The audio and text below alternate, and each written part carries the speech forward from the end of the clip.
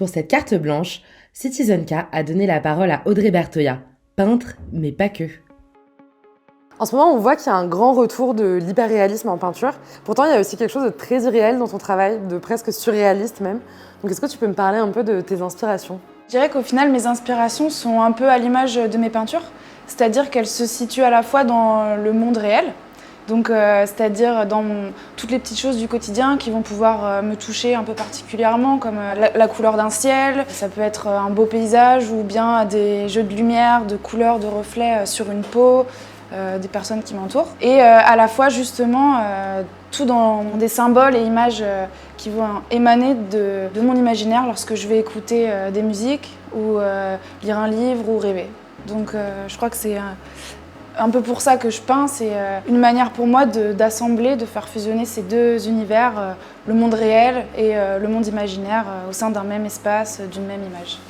La nature a l'air de tenir une grande place dans ton travail, que ce soit la mer ou la montagne.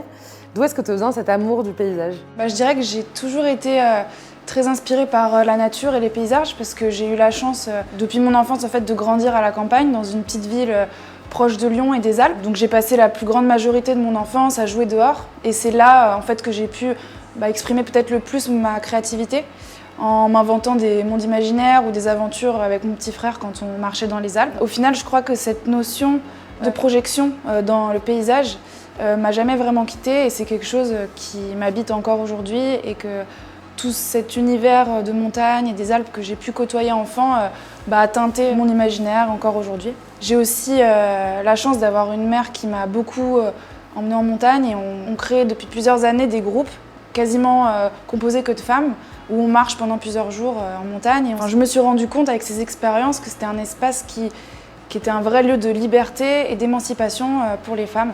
Et je crois que c'est quelque chose que j'essaie de peindre et de transmettre dans ma peinture. Tu as l'air aussi d'avoir, alors un peu à l'opposé, mais tu as l'air d'avoir un rapport hyper privilégié avec la mode.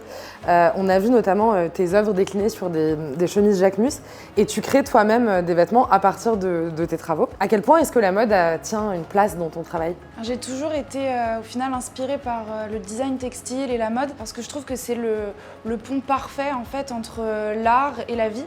C'est une manière en fait d'insérer des peintures ou des visuels dans notre quotidien. Ouais, je crois que j'ai toujours eu cette envie-là de penser des peintures pour qu'elles puissent ensuite exister dans notre quotidien et l'idée de pouvoir porter des peintures en s'habillant, je trouve que c'est la plus belle manière en fait de faire vivre l'art dans notre quotidien, quoi.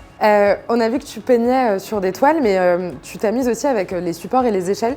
Tu as notamment réalisé des fresques, tu fais aussi de l'artisanat en créant par exemple des bijoux ou des objets en céramique. Est-ce que pour toi c'est important cette notion de polyvalence ?